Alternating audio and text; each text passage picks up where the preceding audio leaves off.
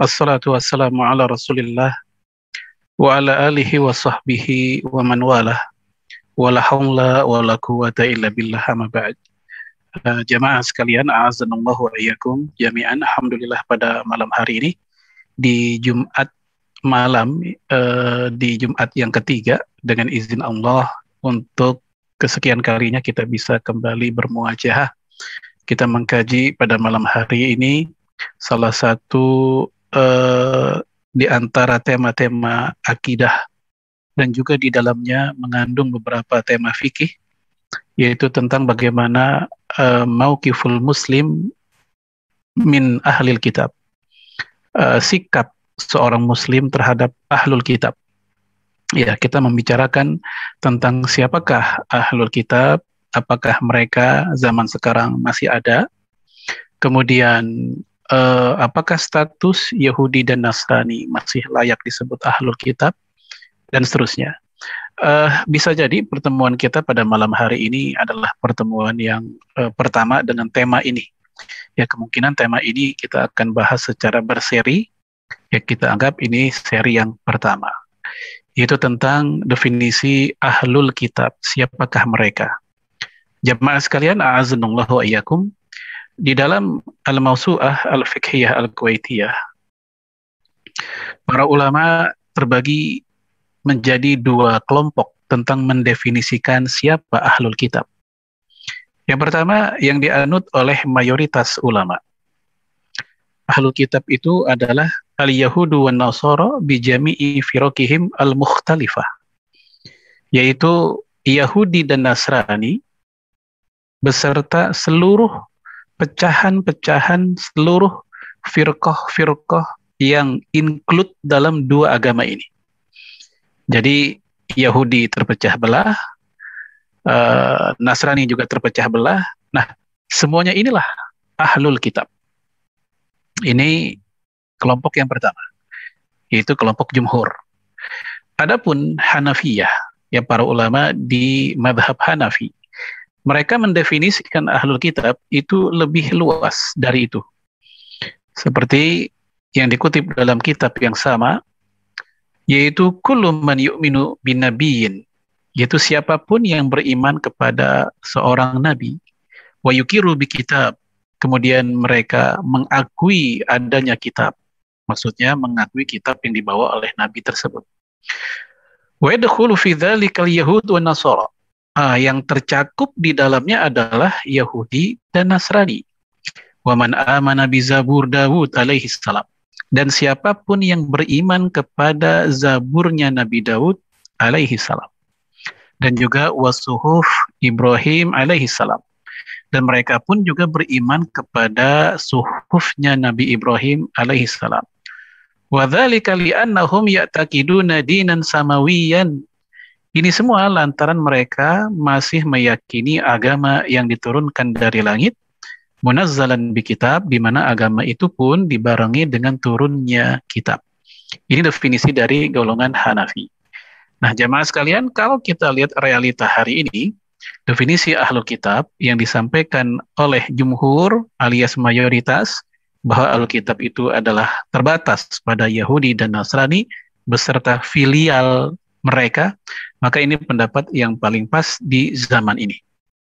Karena kita tidak melihat siapa yang mengimani suhufnya Nabi Ibrahim zaman ini, siapa yang mengimani suhufnya Nabi Daud di zaman ini. Ini definisi ahlul kitab. Kemudian jamaah sekalian, apakah Yahudi dan Nasrani di zaman kita yang saat ini ada di kanan kiri kita, kalau di Indonesia ya Nasrani ya. Nah, mungkin Yahudi ada di beberapa tempat kita tahu. Nah, apakah mereka zaman ini masih layak disebut ahlul kitab? Nah, jamaah sekalian, dalam hal ini ada dua pandangan secara umum. Yang pertama, kelompok yang mengatakan bahwa zaman ini tidak ada lagi ahlul kitab. Apa alasannya? Karena kitab suci mereka sudah berubah. Ya, sekelompok dikatakan ahlul kitab ketika kitab mereka masih asli, masih original. Ini pandangan yang pertama. Yang kedua mengatakan, dan ini umumnya para ulama, bahwa mereka masih disebut ahlul kitab. Yahudi dan Nasrani zaman kita masih disebut ahlul kitab. Apa alasannya? Karena jika alasannya mereka tidak disebut ahlul kitab karena mereka telah mengubah ya kitab suci mereka, atau kitab suci mereka sudah tidak lagi asli, maka perubahan itu sudah terjadi sejak lama. Jauh sebelum lahirnya Rasulullah Shallallahu Alaihi Wasallam, kitab suci mereka memang sudah berubah.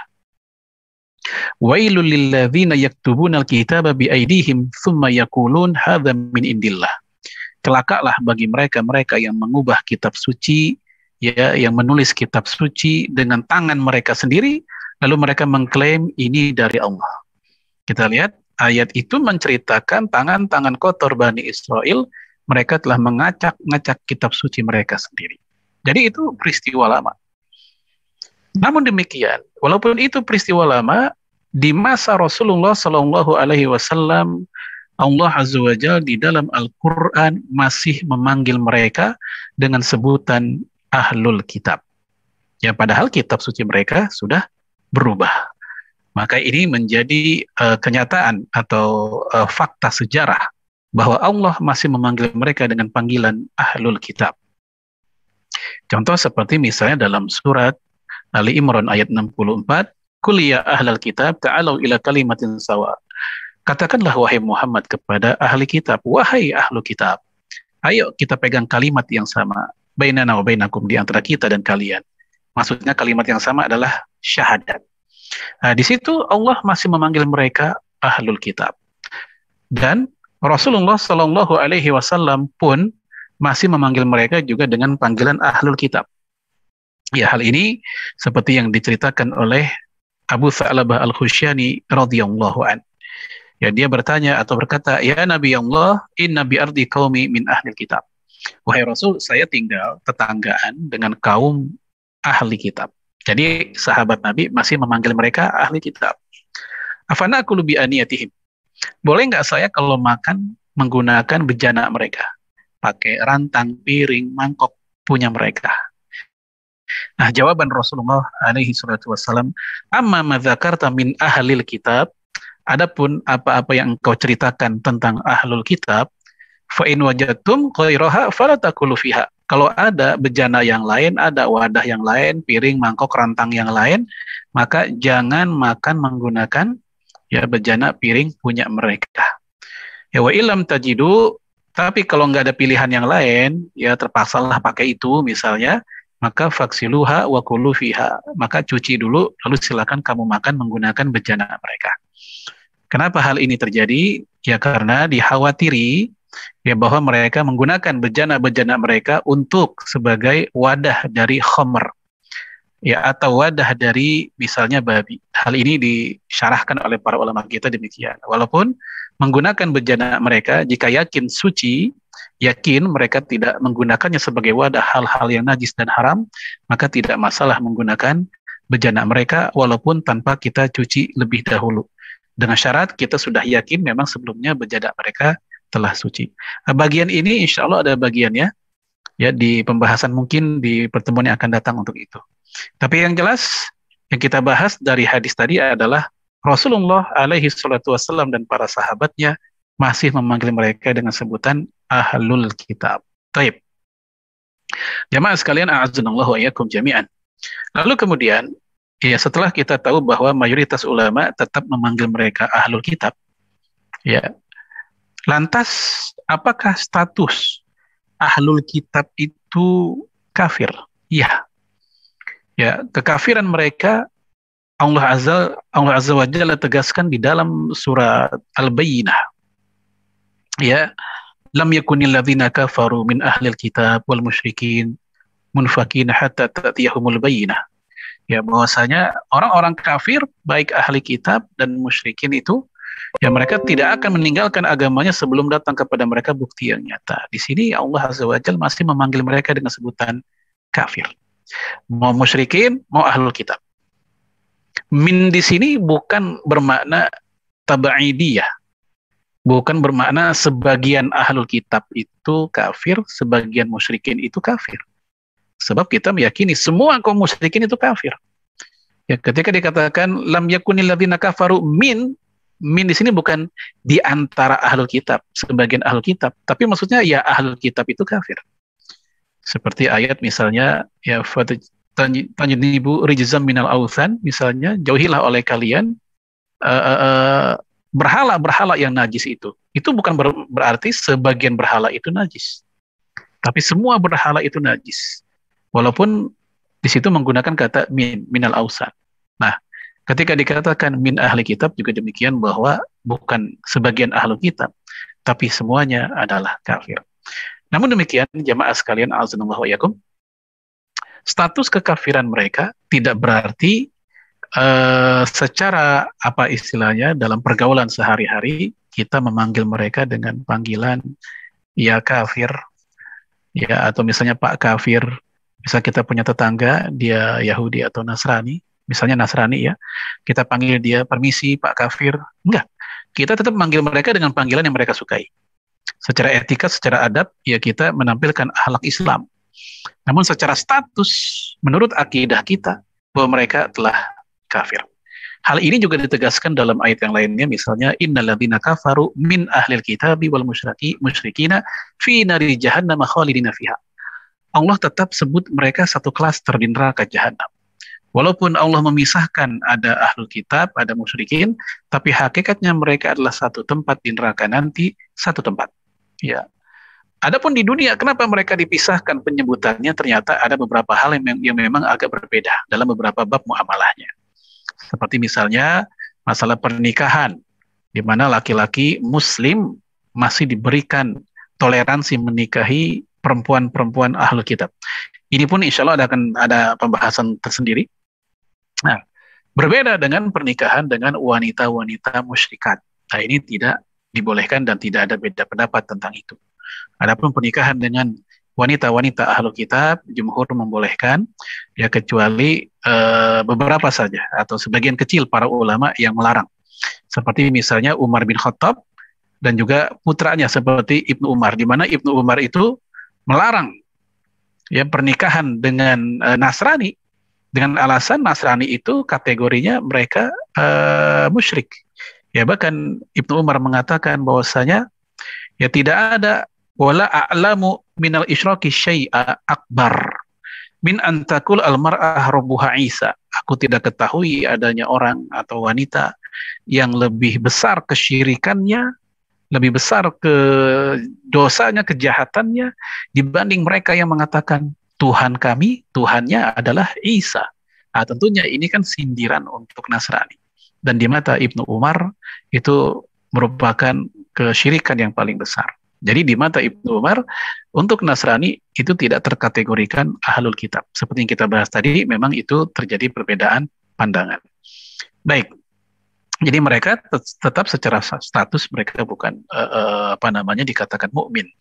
Ya walaupun mereka mengimani Allah Subhanahu wa taala, tapi mereka tidak mengimani Nabi Muhammad alaihi salatu wassalam. Di dalam kitab Bada'is Sonai, Imam Al-Kasani mengatakan tentang urutan ya status kekafiran atau klasemen kekafiran lah. Ya, beliau mengatakan yang pertama yaitu sinfun minhum yunkiruna sani, yaitu kelompok yang mengingkari adanya pencipta.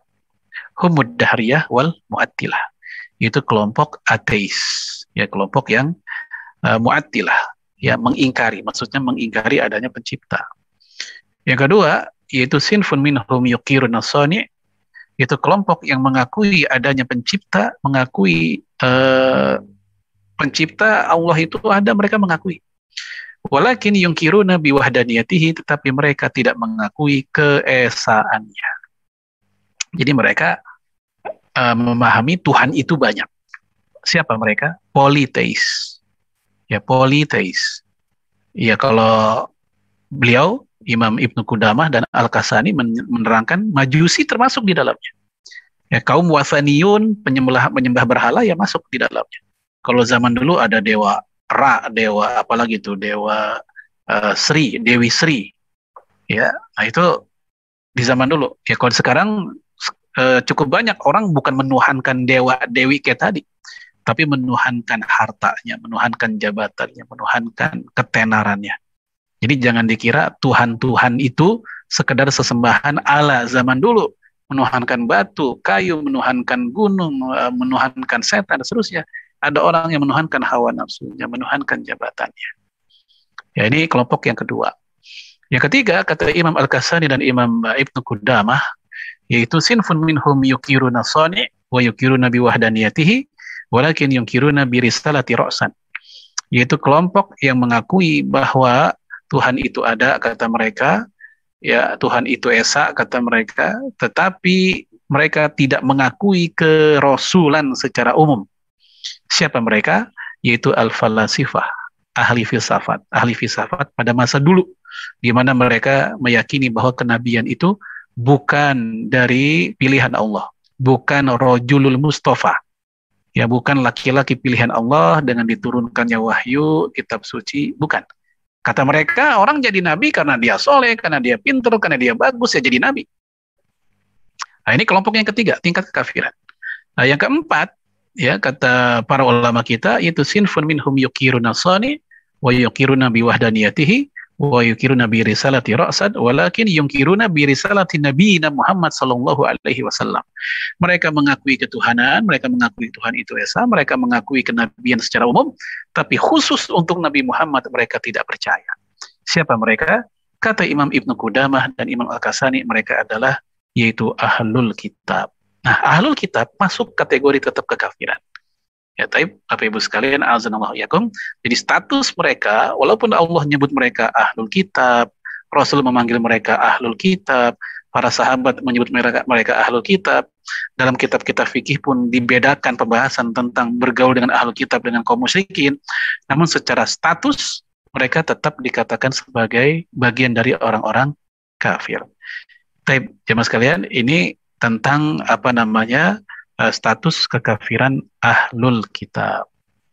Nah, pembahasan selanjutnya adalah yaitu apakah ya kita khususnya untuk kaum laki-laki muslim ya dengan wanita non muslimah. Ya, misal ya ada orang namanya bagus ya, namanya siapa misalnya? Fathullah, itu luar biasa. Nikahnya dengan wanita non muslimah, ya anggaplah misalnya siapa gitu namanya. Nah, apakah hal ini dibenarkan? Nah, jamaah sekalian, a'azanallahu wa iyyakum, bahwasanya dalam surat Al-Maidah ayat 5, Allah Azza wa Jalla berfirman, wal muhsanat minal mu'minat wal muhsanatu minal ladzina utul kitab min qablikum. Dan nikahilah para wanita yang terjaga, yang terhormat dari kalangan beriman, dan juga wanita-wanita yang menjaga kehormatannya di antara orang-orang ahli kitab sebelum kamu. Nah, ayat ini menjadi dasar buat para ulama bahwa bolehnya menikahi wanita ahlul kitab.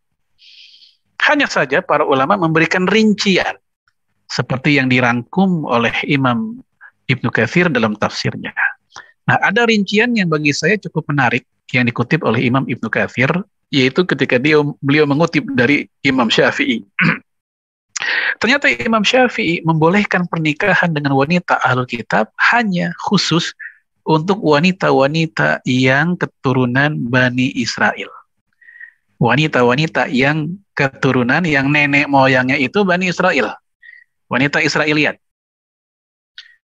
Jadi kalau Indonesia yang konon mazhabnya Syafi'i dan konsisten dengan pendapat Imam Syafi'i bahwa wanita yang dibolehkan dinikahi itu oleh laki-laki muslim adalah itu wanita yang secara darah ya mereka keturunan Bani Israel.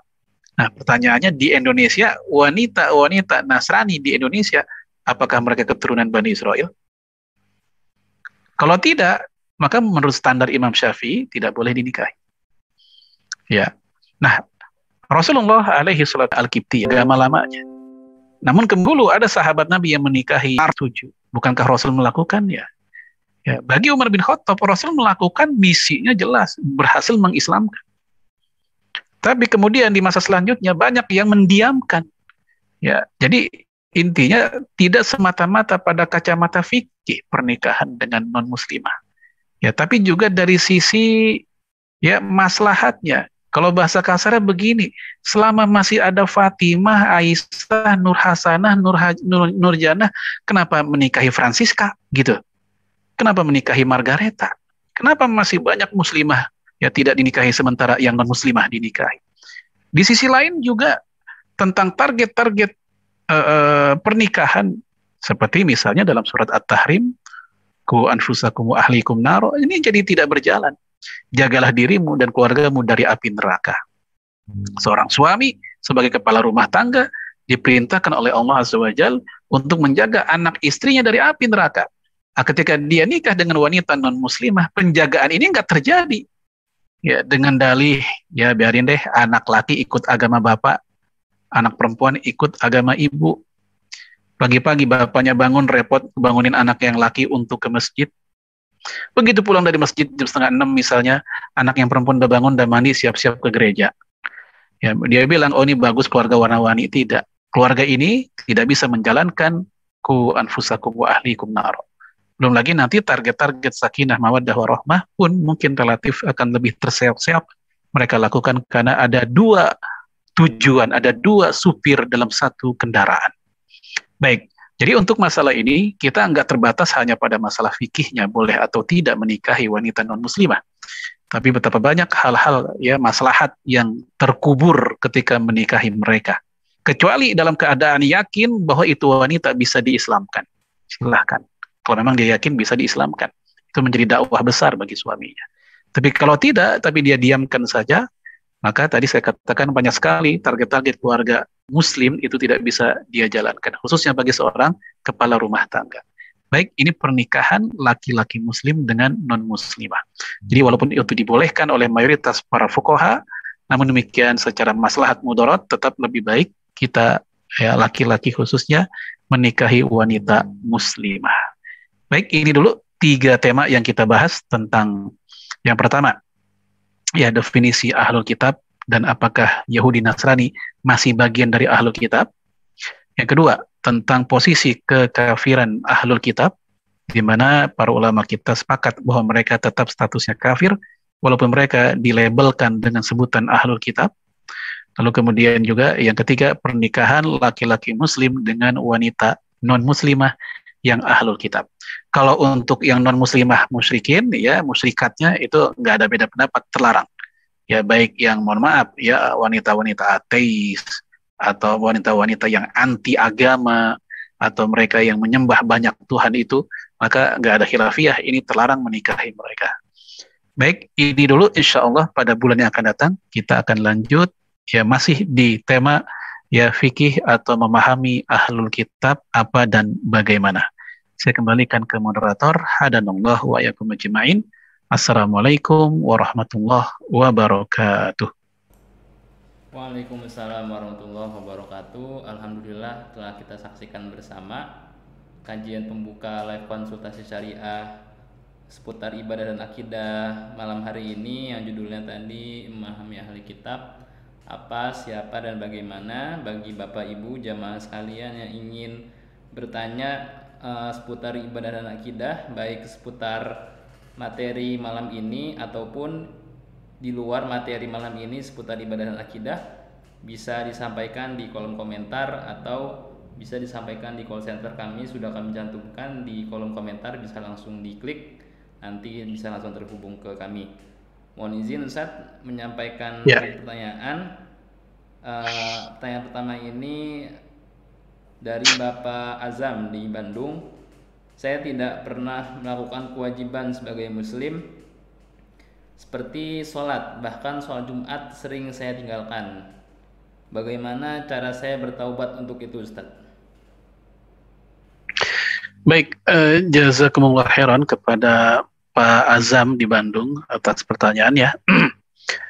Untuk meninggalkan sholat, ya ada 3 pendapat para ulama atau 3 kondisi menurut para ulama yang melatar belakanginya. Yang pertama, ada orang meninggalkan sholat karena dia mengingkarinya, mengingkari kewajibannya. Maka untuk jenis yang ini tidak ada khilafiyah mereka bahwasanya orang tersebut telah keluar dari Islam. Ini perlu kita ingat-ingat, apakah dulu di saat kita meninggalkan sholat, apakah latar belakangnya atau motivasinya memang mengingkari kewajibannya. Ya, maka orang tersebut mesti dimintai taubatnya dan diberikan waktu, tenggang waktu selama 3 hari. Ya, kemudian kalau sampai 3 hari dia tidak taubat juga, maka waliul amr, pemimpin muslim saat itu, ya, dengan keputusan mahkamah syariah, maka dia boleh memberikan hukuman mati kepada orang yang mengingkari kewajiban sholat. Ini kalau kita membicarakannya menurut hukum Islam.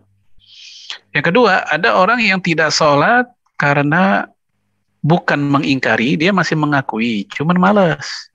Ya, malas atau ngenteng-ngentengin, sholat bisa besok, bisa nanti aja. Ya, tapi wajib nggak? Ya wajib sih. Nah, dia masih mengakui. Maka yang seperti ini ada 2 pendapat para ulama. Ya, di mana umumnya mengatakan dia masih muslim. Dia masih muslim. Ya, namun dosa besar, dia fasik. Ya, pendapat siapa ini? Yaitu Hanafi, Maliki, dan Syafi'i. Ya, alasan mereka adalah innallaha la yakfiru ayyushraka bihi wa yakfiru ma duna dzalik liman yasha. Ya, Allah tidak akan mengampuni dosa syirik, tapi untuk selain syirik, ya masih Allah ampuni bagi yang dia kehendaki. Nah, dianggap oleh jumhur bahwa meninggalkan sholat itu bukan bagian dari kesyirikan, namun dia tetap dosa besar. Namun, menurut Syafi'i dan Maliki, orang yang tidak sholat, walaupun dia masih mengakui, diberikan tenggang waktu untuk bertobat 3 hari. Kalau seandainya nggak tobat juga, sama hukumannya, dihukum mati juga. Ya, ini cukup keras dengan alasan kalau meninggalkan perintah agama, perintah negara aja disebut sebagai kejahatan, maka apalagi meninggalkan perintah agama. Ini pendapat dari 2 mazhab. Adapun bagi Hanafi, ya mereka mengatakan ya orang ini masih muslim, fasik, dosa besar, tapi hukumannya bukan hukuman mati, di penjara. Ya kapan keluarnya? Sampai dia berubah, sampai dia sholat. Seperti Syekh Wahb Az-Zuhaili dalam Al-Fiqh Al-Islami wa Adilatuhu, kemudian Al-Mawsu'ah Al-Fiqhiyah Al-Kuwaitiyah. Nah, adapun yang paling keras di antara mereka adalah Imam Ahmad bin Hambal, dan juga ini menjadi pendapatnya madhab ahli hadis, yaitu tentang orang yang meninggalkan sholat karena malas walaupun masih mengakui, orang itu masih juga disebut telah keluar dari Islam. Ya, ini berdasarkan hadis yang diriwayatkan oleh para ashabus sunan, al-ahdul ladzi bainana wa bainahum as-shalah wa man tarakaha faqad kafar. Ya, perbedaan antara kita dengan mereka, perjanjian antara kita dengan mereka dengan non-muslim, perbedaannya adalah sholat. Maka siapa yang meninggalkannya, maka dia telah keluar dari Islam. Nah, yang ketiga, orang yang tidak sholat karena ketiduran atau lupa. Kalau kayak gini dimaafkan. Dia mesti sholat nanti ketika dia teringat, dia sadar dia nggak sholat, maka sholatlah. Ya, Rasul mengatakan, ya falyusalliha idza dzakaraha. Sholatlah dia ketika dia mengingatnya. Dan Rasulullah pernah mengalami bangun subuh kesiangan, Rasul pernah dalam hadis Bukhari. Ya, kemudian dalam hadis Bukhari pula ketika perang Khandaq, Rasulullah pernah tersadar belum sholat asar, baru teringat di waktu maghrib. Hal ini pernah beliau alami bersama Umar bin Khattab radhiyallahu anhu. Baik. Nah, untuk orang yang tidak sholat dan dia baru sadar sekarang tentang wajibnya, wajib dia bertobat dengan cara menyesali perbuatannya, ya dia langsung sholat sekarang begitu, ya. Lalu kemudian dia seumur-umur jangan lagi mengulangi perbuatan tidak sholat tersebut. Ya, hanya saja para ulama ada 2 pandangan tentang qadha, apakah wajib qadha untuk sholat-sholat yang dulu ditinggalkan selama bertahun-tahun, yang kalau dihitung mungkin jumlahnya bisa ribuan, belasan ribu mungkin. Nah, ini ada 2 pendapat. Yang pertama yang mengatakan tetap wajib qadha, dia hitung sejauh yang dia yakin berapa jumlahnya dan sholatlah sebanyak-banyaknya sejauh angka yang menurut dugaan kuat yang paling mendekati. Ini pendapat jumhur. Ya, dari mana dalilnya? Kias. Kalau yang lupa dan lalai saja diqadha, maka yang disengaja lebih layak untuk diqadha. Ini pendapat jumhur. Ya, adapun sebagian mengatakan seperti Ibnu Qayyim, Ibnu Taimiyah, dan Ibnu Hazm, mereka mengatakan bahwasanya ini enggak diwajib qadha, tapi wajib bagi dia bertobat, nasuha, banyak-banyak istighfar, banyak-banyak melakukan perbuatan baik, dan juga sholat sunnah. Ya, dengan alasan dalam hadis qudsi dalam riwayat Imam Abu Daud, bahwasanya ketika seorang hamba diperiksa sholatnya, ternyata sholat wajibnya itu ada masalah, ya Allah katakan lihat pada sholat sunnahnya. Nah, kalau bagus sholat sunnahnya, maka itu bisa mengcover, menutupinya. Itu dalil mereka yang mengatakan banyak-banyak sholat sunnah. Namun Imam Ibnu Abdul Bar mengoreksi pendapat ini dengan mengatakan maksud dari lihat sholat sunnahnya adalah maksudnya bukan dari sisi kuantitas, tapi kualitas. Mungkin sholat wajibnya dulu kualitasnya agak masalah, kurang khusyuk atau apa, maka kualitas itu akan ditutup oleh sholat sunnah. Adapun masalah kuantitas, jumlah sholat yang ditinggalkan, itu nggak bisa ditutup dengan sholat sunnah. Karena nggak mungkin sholat wajib ditutup dengan hal yang sunnah. Ini koreksi dari Imam Ibnu Abdul Bar. Jadi ada dua pendapat tentang masalah itu. Nah, kalau kita ingin menggunakan pendapat yang pertama, ya qadha, ya silahkan qadha sebanyak-banyaknya, qadha sejumlah atau seingat jumlah yang kita ketahui, dan saat itu kita dianjurkan untuk tidak melakukan sholat rawatib dulu, supaya kita bisa mengcover sebanyak-banyaknya sholat qadha yang kita tinggalkan tersebut. Kalau memang kita mengikuti pendapat jumhur, wallahu a'lam. Ya. Pertanyaan selanjutnya ada dari Bapak Gama Ustadz di Bandung. Assalamualaikum Ustadz, ada seorang pria autis hafal Quran 15 juz, kadang bacaannya jelas dan fasih, tapi kadang juga kurang jelas. Apakah boleh dia menjadi imam dan apakah sah jika kita sholat bermakmum dengannya? Ya, pertama ya kita mengucapkan Masya Allah buat laki-laki tersebut, buat pria tersebut, walaupun konon dalam keadaan seperti itu, ya beliau bisa menghafal 15 juz. Tentu ini membuat kita yang tidak seperti dia, ya malu harusnya ya. Yang kedua, tentang bagaimana memilih imam. Dalam memilih imam sudah ada panduan dari Rasulullah SAW. Ya, dalam hadis Bukhari, Rasul mengatakan, ya aqra'uhum fil Quran. Ya pilihlah yang paling bagus bacaan Qur'annya di antara mereka. Ya kalau memang itu yang ada, yang dicontohkan atau yang disebut dalam pertanyaan ini, memang itu yang ada yang paling bagus, ya dia. Namun, wa in kana sawa. Kalau seandainya ada orang lain yang sama bagusnya dengan dia, maka yang afhamuhum fi sunnah, yang paling ngerti tentang sunnah. Wa in kana sawa, kalau seandainya sama, yang ngerti sunnah, ya dia juga ngerti sunnah juga sama. Maka awaluhum fil hijrah, yang duluan hijrahnya. Kalau ternyata sama juga, artinya yang paling duluan hijrah, kalau zaman sekarang ya paling duluan dia bertobat ya kepada Allah misalnya, maka siapa yang paling tuaan. Jadi senioritas itu juga dijadikan pertimbangan. Tapi yang paling utama adalah yang bacaannya paling bagus. Nah, dalam konteks pertanyaan tadi, jika pemuda tersebut itu udah yang paling baik di antara yang lain, ya berarti yang lain lebih parah dari dia kondisinya, maka tidak ada pilihan, maka nggak ada masalah berimam kepada dia. Ya selama dia tetap kondisinya dalam keadaan akil, ya berakal. Ya kemudian jika ada yang lebih baik dari dia, maka jelas lebih utama kita menjadikan yang lebih baik dari dia sebagai imamnya. Wallahu a'lam. Pertanyaan selanjutnya ada dari Mas Raka di Banjarmasin. Apakah boleh Ustadz puasa sunnah dilakukan pada hari Jumat dan Sabtu? Baik, jazakallahu khairan. Puasa di hari Jumat dan hari Sabtu secara ifrat itu menyendiri ya, itu terlarang, yaitu dalam makna makruh.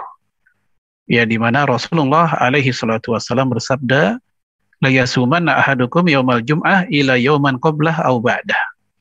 Jadi janganlah di antara kamu berpuasa di hari Jumat kecuali ya didahului oleh sehari puasa sebelumnya atau satu hari setelahnya.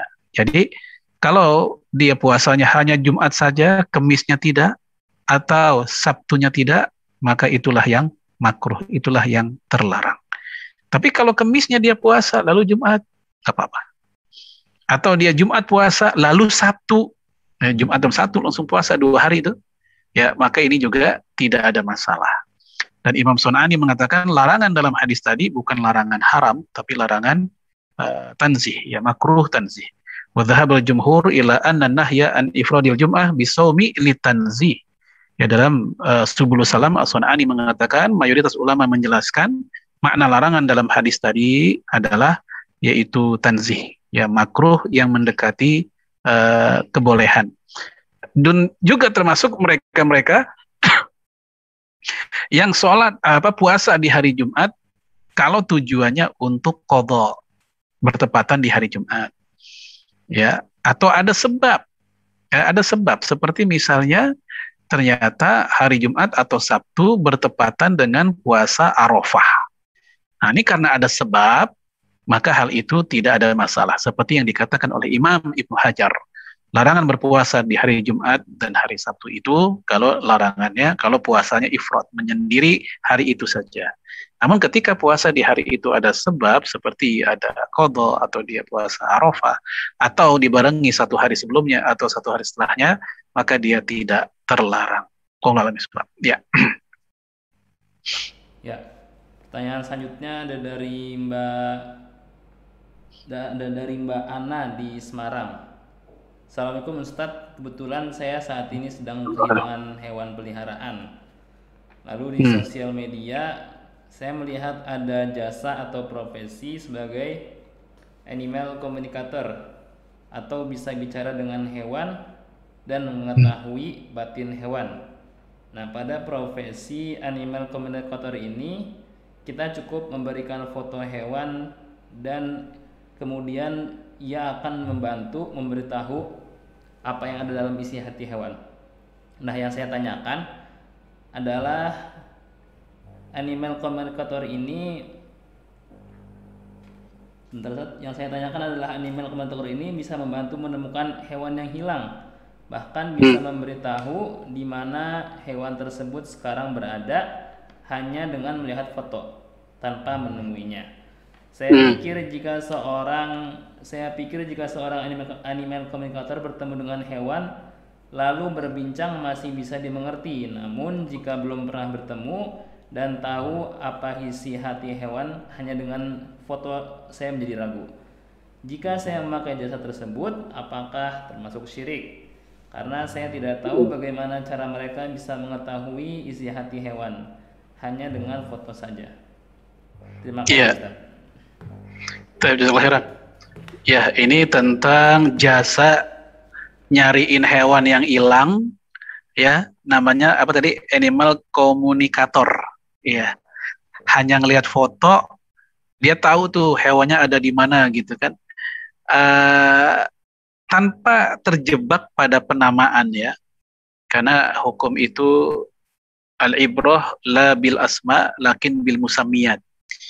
Ya, ibrah itu, ya, yang dinilai itu bukan nama, tetapi yang dinamakan, esensinya.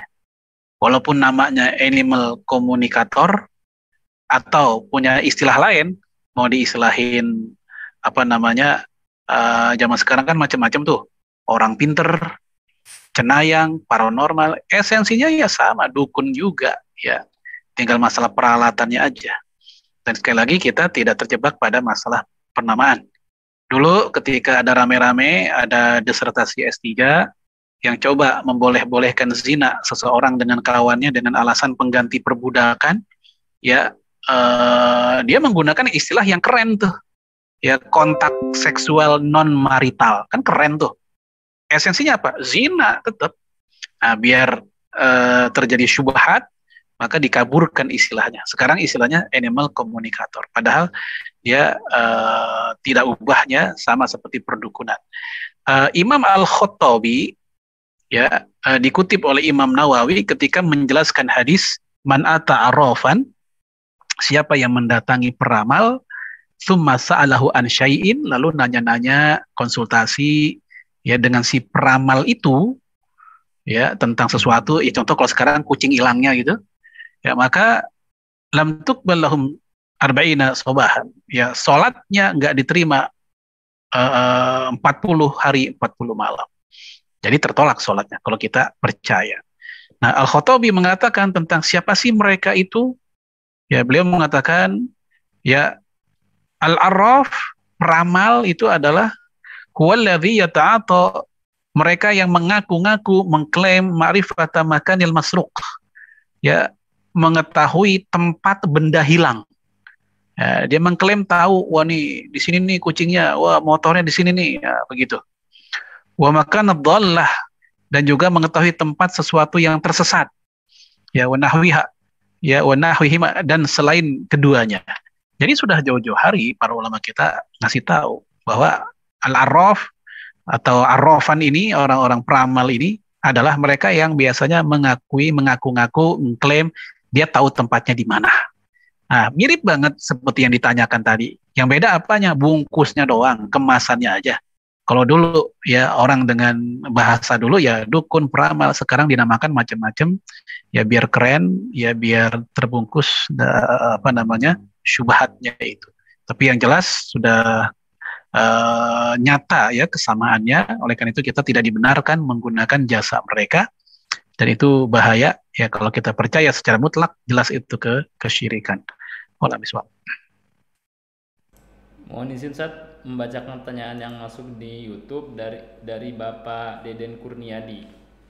Anak saya hobi melukis animasi manusia hanya untuk keindahan. Apakah boleh Ustaz? Terima kasih atas jawabannya. Baik, jazakallahu khairan. Dalam masalah melukis ini ada beragam pandangan para ulama ketika mereka membahas hadis-hadis tentang larangan melukis. Ya, mulai dari yang mengharamkan secara mutlak, bahkan termasuk kategori dosa besar. Ya, apalagi ketika di akhirat nanti Allah akan berkata kepada para pelukis, "Uhyu ma sanna'tum." Hidupkan apa-apa yang telah engkau ciptakan itu, apa-apa yang telah engkau buat itu. Ya, bahkan dikatakan inna asyadan nasi yaumal qiyamati adzaban al-musawwir.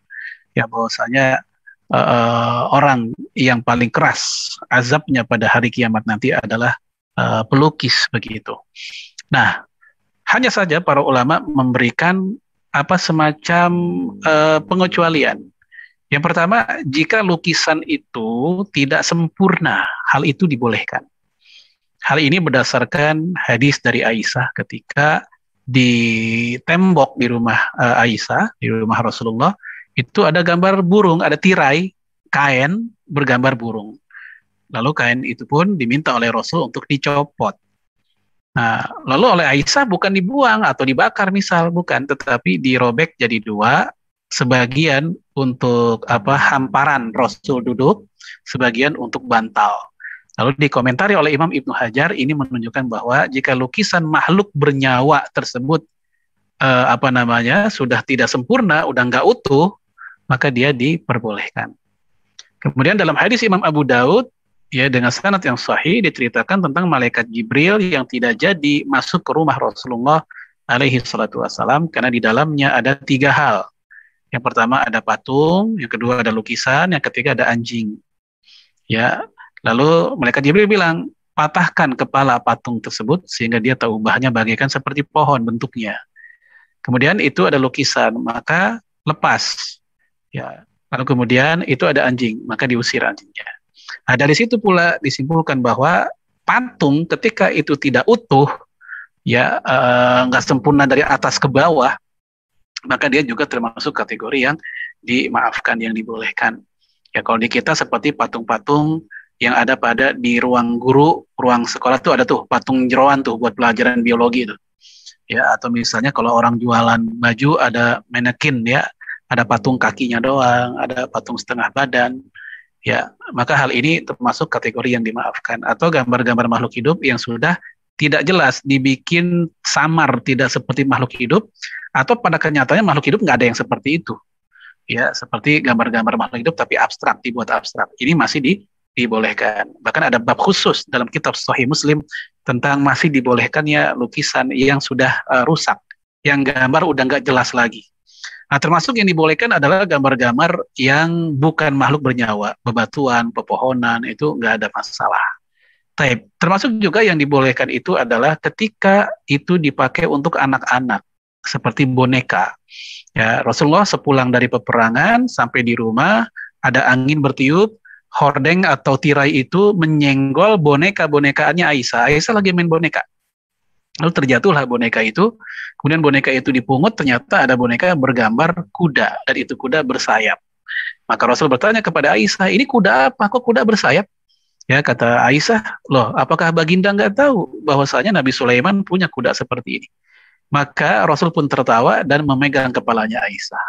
Maka para ulama memberikan komentar, ini menunjukkan ya laibul banat atau boneka itu ya untuk mainan anak-anak itu diperbolehkan. Ya, dan juga dalam hadis Bukhari ketika Rasulullah memindahkan Aisyah ke rumahnya di usia 9 tahun, Aisyah pindahan rumah sambil membawa boneka-bonekaannya bersama kawan-kawannya. Artinya kalau untuk konsumsi anak-anak, hal itu juga diperbolehkan. Nah, ketika animasi yang dibuat tadi memenuhi syarat-syarat tadi, dia dipakai oleh anak-anaknya, anak-anak seusianya, ya untuk kalau perempuan untuk ngemong, kalau anak laki biasanya apa? Anak laki itu robot-robotan atau eh, vitamin-vitamin dalam bentuk robot-robotan, vitamin dalam bentuk ikan-ikanan, anak kecil kan begitu. Nah, ini masih dimaafkan karena emang ini konsumsinya anak kecil. Oleh karena itu, bagian-bagian ini tidak ada masalah. Yang dipermasalahkan oleh para ulama adalah ketika gambar makhluk hidup itu utuh, ya lalu kemudian juga apa namanya dikonsumsi oleh orang dewasa. Dan bertambah lagi parah keharamannya ketika dia gambarnya tidak sopan. Ya, lukisannya tidak sopan. Tidak sopan artinya mengumbar aurat. Nah, mungkin hal ini juga muncul pertanyaan lain, kalau gitu foto gimana? Nah, untuk foto, jumhur ulama sekarang tidak mempermasalahkan selama itu foto ya tertutup auratnya, ya bukan foto-foto erotis, ya karena mereka menganggap foto ini sama seperti cermin, dia hanyalah penahanan cahaya. Bedanya cermin nggak dicuci cetak, sementara kalau foto dicuci cetak. Perbedaannya situ saja. Ini pandangan jumhur. Ya, sebagian ulama ada yang tetap mengharamkan, seperti para ulama Saudi, seperti Syekh Shalih Fauzan, Syekh bin Bas, ya. Syekh Utsaimin beliau masih membolehkan foto, tapi dengan syarat jangan dipajang-pajang. Cukup disimpan di album saja, tapi dia masih membolehkan di sisi situ saja. Ya, tapi kalau para ulama yang lain di Saudi umumnya melarang hal itu, bahkan dianggap itu bagian keumuman larangan melukis juga.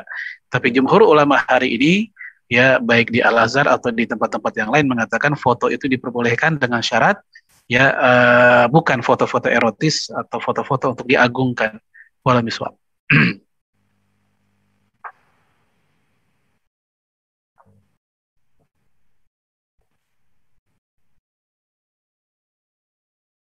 Iya, iya boleh. Ya, ini dari Ibu Nova Silvia Nasution. Assalamualaikum Ustadz, saya mau bertanya, kalau di desa itu sering ada undangan kenduri, misalnya acara haul seminggu, 40 hari, 100 hari dan seterusnya. Nah, kita kita tahu itu tidak ada dalam ajaran Rasulullah. Jadi bagaimana cara menolaknya Ustadz? Taib, di website Tanya Syariah, mungkin Ibu bisa buka di situ. Itu udah saya jelaskan tentang perbedaan pendapat para ulama tentang acara kendurian. Ya, pertama mengatakan bahwa hal itu tidak ada, ya, sehingga mereka cenderung untuk melarang acara-acara tersebut. Ya, mereka berdalil dari man amila amalan laisa alaihi amruna fahuwa raddun. Siapa yang beramal di mana aku ya tidak pernah menyontohkannya, itu bukan bagian dari urusan agama kami, maka itu tertolak. Atau dalam hadis lain, man ahdasa fi amrina ma laisa minhu fahuwa raddun. Siapa yang menciptakan hal-hal baru dari agama ini, dalam agama ini yang bukan berasal darinya, maka itu tertolak. Ini alasan pendapat yang mengatakan tidak ada. Sementara pihak yang mengatakan itu ada, dan mereka mengkoreksi tuduhan bahwa ini adalah acara orang Hindu, tidak. Ya, di antaranya adalah Imam As-Suyuti. Ya, Imam As-Suyuti dalam kitab Al-Hawi, ya, lil fatwanya dia, ya dia mengatakan bahwa ya dalam kitab Imam Ibnu Abi Syaibah ada riwayat dari para tabi'in, di mana para tabi'in itu seperti Tawus, dia mengambil riwayat dari para guru-gurunya, yaitu para sahabat, bahwasanya orang-orang dulu di Mekah, mereka ketika ada yang wafat selama 7 hari, mereka bersedekah selama 7 hari. Dan mereka membaca Al-Quran selama 7 hari. Lalu kata Imam Suyuti, ya sanad ini sahih. Ya sanad ini sahih. Ya, kemudian untuk orang-orang mukmin, ya di alam kuburnya mereka mendapatkan ujian selama 7 hari. Itulah alasan mereka melakukan sedekahan 7 hari. Adapun orang munafik, mereka diuji di alam kuburnya selama 40 hari. Itulah alasan kenapa ada yang ngadain 40 hari. Taib. Jadi sebenarnya eh, mereka yang mengadakan acara nuju harian, 40 harian itu, mereka juga punya alasan. Alasannya pun juga tidak bisa kita pandang remeh karena berasal dari kitab-kitab hadis ya, para ulama kita seperti Imam Ibnu Abi Syaibah, kemudian juga diambil dari Imam Suyuti dalam kitab beliau, dalam kitab fatwa beliau. Oleh karena itu sikap kita dalam perbedaan fikih masalah ini adalah yaitu apa istilahnya tasamuh ya, toleran, karena ini bukan masalah akidah. Bagi ada yang ingin melakukannya silakan, bagi yang tidak ingin melakukannya juga silakan. Untuk yang melakukan hal itu, jangan memandang saudaranya yang tidak melakukan hal itu dengan sebutan yang tidak perlu. Ah, biasa dia mah Wahabi, dia nggak mau melakukan. Jangan. Ya, kenapa? Karena musuh kita udah banyak. Jangan menambah luka lagi sesama Muslim. Ya, kebalikannya, yang tidak melakukan pun, ya jangan menuduh yang tidak-tidak kepada yang melakukan. Yang kita lakukan adalah hendaknya kembali kita belajar, kembali kita ngaji, ternyata yang dilakukan oleh sebagian saudara kita yang menurut kita tidak ada, mereka pun juga punya dasar, dan dasarnya pun juga tidak bisa dipandang remeh. Ya, Imam Ahmad bin Hambal ketika ditanya tentang sholat 2 rakaat setelah asar, nah kita tahu biasanya di kita kan nggak ada ba'diyah asar ya.